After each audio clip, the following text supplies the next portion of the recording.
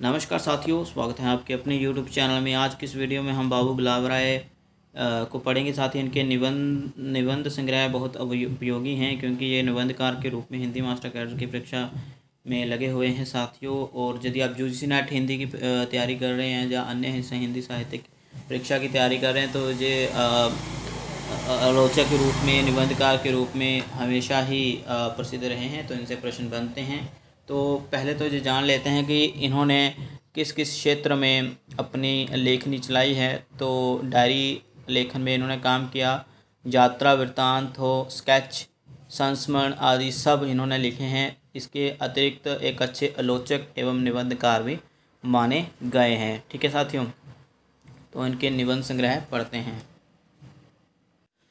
बाबू गुलाब राय के जीवन के बारे में मैं आपको सिर्फ इतना ही बता देता हूँ कि उनका जन्म जो है 1988 ईस्वी में हुआ था। अगर क्रमानुसार जन्म काल पूछ लिया जाए, 4 वहाँ पर बता दिए जाएंगे। नाम आपको रचनाकारों के हो सकता है बाबू गुलाब राय भी उसमें इनमें से एक हो। तो आपको सिर्फ और सिर्फ ये याद रखना है साथियों पर उनका वर्ष काल, ठीक है, जन्म काल। तो साथियों आगे बढ़ते हैं। बाबू गुलाब राय के संबंध में मैं बता रहा हूँ निबंध संग्रह उन्होंने जो लिखे हैं उसके हम शेयर कर रहे हैं आपके साथ। ठुल्लुआ क्लब साथियों 1921 ईस्वी में आया। ठीक है। फिर निराश क्यों, ये पूछा जाता है काफ़ी बार परीक्षा में। 1918 में आया। मेरे निबंध 1955 में आया। कुछ उथले कुछ गहरे 1955 में। अध्ययन और अध्ययन और आस्वाद 1956 में आया। मनोवैज्ञानिक निबंध, इसका प्रकाशन वर्ष नहीं मिला है मुझे। जीवन रश्मिमर्या, ठीक है, जीवन रश्मिमर्या, ठीक है, जीवन रश्मिमर्या जो 1962 में आया। प्रबंध प्रभाकर जो 1933 में। मेरी असफलता 1961 में। राष्ट्रीयता 1946 में। ठीक है, तो ये आप याद रखिएगा साथियों। ठीक है, जो निबंध संग्रह हमने आपको बता दिए, लिख लीजिए, याद कर लीजिए। परीक्षाओं में पूछा जाता है इनके बारे में कि ये किसके हैं और इनका प्रकाशन वर्ष भी। ठीक है, आगे क्या लिखा जा रहा है कि पुस्तकों में विविध मतलब भिन्न भिन्न विषयों पर लिखे गए आपके सैकड़ों निबंध संग्रहित हैं। ये निबंध वस्तुनिष्ठ आत्मव्यंजक दोनों ही प्रकार के हैं। बाबू साहब ने आलोचनात्मक निबंध प्राय वस्तुनिष्ठ निबंध ही लिखे और दर्शन, मनोवैज्ञानिक, राजनीतिक आदि विषयों पर लिखते हुए बाबू साहब को प्राय वस्तुनिष्ठ होना पड़ा। प्रबंध प्रभाकर में संग्रहित वैज्ञानिक आविष्कारों का महत्व, ठीक है साथियों, आपको बता दूं कि प्रबंध प्रभाकर जो उनका निबंध संग्रह है उसमें जो निबंध हैं ये हैं। ठीक है, वैज्ञानिक आविष्कारों का महत्व काफ़ी ज़्यादा इम्पोर्टेंट है। नागरिक के कर्तव्य और अधिकार, ग्राम सुधार, गांधीवाद, समाजवाद, साम्यवाद आदि निबंध इस कोटि के हैं। ठीक है, मतलब ये काफ़ी प्रसिद्ध निबंध है। ये पूछा जा सकता है कि प्रबंध प्रभाकर जो इनका निबंध संग्रह है उसमें कौन कौन से प्रसिद्ध निबंध हैं। तो ये नाम आपने, वैसे तो बहुत सारे हैं लेकिन ये नाम जो है आपने याद कर लेना है, क्योंकि परीक्षा में पूछे जा सकते हैं। आगे साथियों पढ़ रहे हैं हम। विषय वैविध्य की दृष्टि से बाबू साहब का निबंध साहित्य सर्वाधिक समृद्ध कहा जाएगा। जो बाबू साहब के दार्शनिक और मनोवैज्ञानिक निबंधों में भी शैली का निजीपन लक्षित हुआ है, क्योंकि आपने कथा को सहज और रुचिकर बनाकर प्रस्तुत किया है। तो साथ ही ये भी लिख लीजिए कि दार्शनिकता तो उनके निबंधों में झलकती ही है, साथ में मनोवैज्ञानिक बात भी उसकी झलक भी देखने को मिल जाती है। किंतु आत्मव्यंजना की दृष्टि से मेरी असफलताएं, ठीक है, मेरी असफलताएं के अंतर्गत संग्रहित निबंध अधिक महत्वपूर्ण हैं। ठीक है साथियों, याद रखिएगा। तो आत्मव्यंजना की दृष्टि से उनका जो निबंध संग्रह है वो है मेरी असफलताएं। आत्मव्यंजना क्या होता है? जो जिसमें खुद की सोच रखी जाती है, जो अपने आप से संबंधित होता है, अपने आप को एक्सप्रेस किया गया है। ठीक है, उसमें यह संग्रह इस बात का प्रमाण है कि आत्मव्यंजक निबंध, संस्मरण, यात्रा वर्णन, स्केच, आत्मकथा आदि एक ही गोत्र की गद्य विधाएं हैं। आगे क्या लिखा जा रहा है वो भी पढ़ लेते हैं साथियों। इस पुस्तक में अलग अलग शीर्षकों से लिखा गया हर पद्यबंध अपने आप में आत्मव्यंजक है। साथियों किस पुस्तक की बात हो रही है? उनकी पुस्तक, उनका निबंध संग्रह मेरी असफलताएं। ठीक है, आगे पढ़ते हैं साथियों। आगे क्या लिखा जा रहा है? सबको मिलाकर विचार करें तो यह एक प्रकार की आत्मकथा है।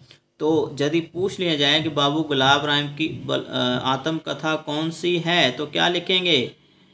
मेरी असफलताएं उनकी आत्मकथा भी मानी जाती है और माफ करेंगे निबंध संग्रह भी। ठीक है, इसमें लेखक ने अपने गुरुदेवों को नमन करते हुए उनको जिस प्रकार से स्मरण किया है, याद किया है, वह संस्मरण है।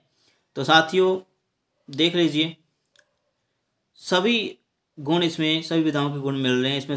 मतलब मेरी असफलताएं जो उनका निबंध संग्रह है, इसको अधिकतर विद्वान जो हैं, आलोचक जो हैं, वो आत्मकथा भी मानते हैं। ठीक है, उसको एक संस्मरण भी मानते हैं, निबंध संग्रह भी मानते हैं। मतलब ये बहुत उपयोगी है।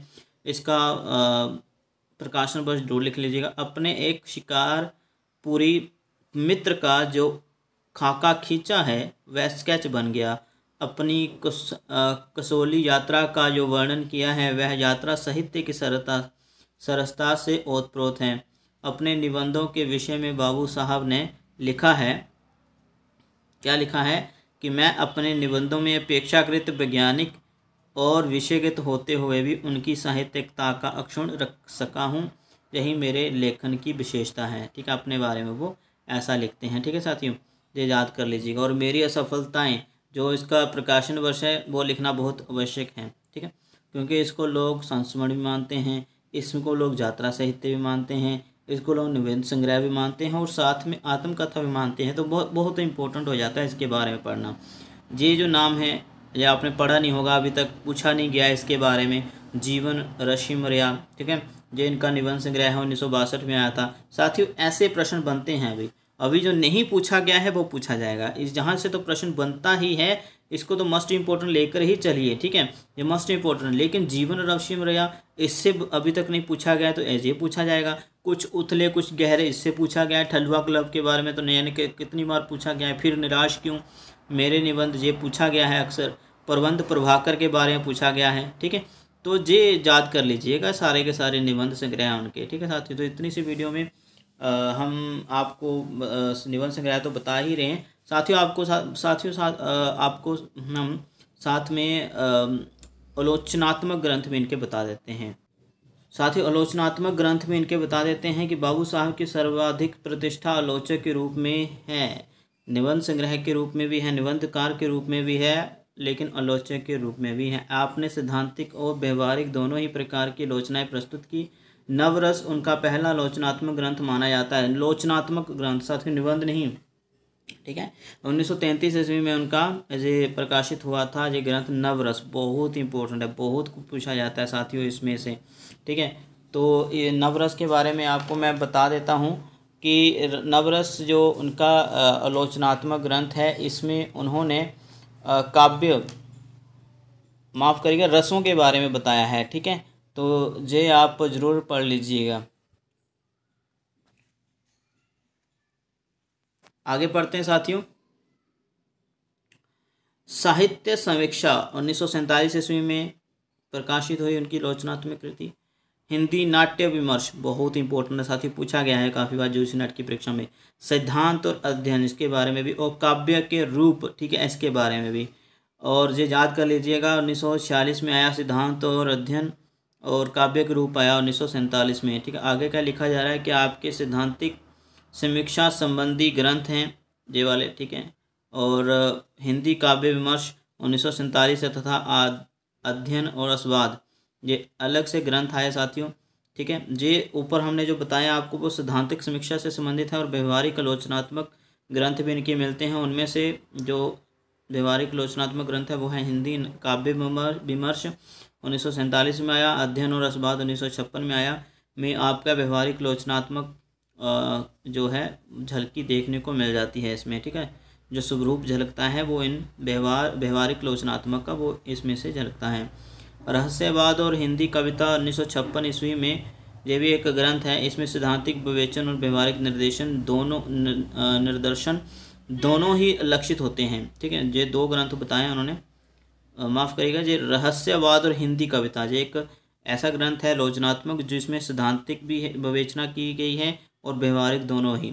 बाबू साहब के सिद्धांतिक विचारों का प्रौढ़ रूप सिद्धांत और अध्ययन काव्य के रूप इन दो ग्रंथों से माना गया है। मतलब उनके सबसे मेच्योर ग्रंथ अगर देखने को हमें मिले हैं, प्रौढ़ ग्रंथ मिले हैं, तो वो है सिद्धांत और अध्ययन, और दूसरा है काव्य के रूप। ठीक है साथियों, तो इनके आधार पर उनकी सिद्धांतिक मान्यताओं का अध्ययन भलीभांति किया जा सकता है। तो ये तो रही साथियों आज की वीडियो जिसमें हमने उनके निबंध संग्रह और उनके आलोचनात्मक कृतियों के बारे में पढ़ा। साथियों अगली वीडियो में हम आपके सामने प्रस्तुत करेंगे किसी और रचनाकार को। तब तक अपना ध्यान रखिए। धन्यवाद।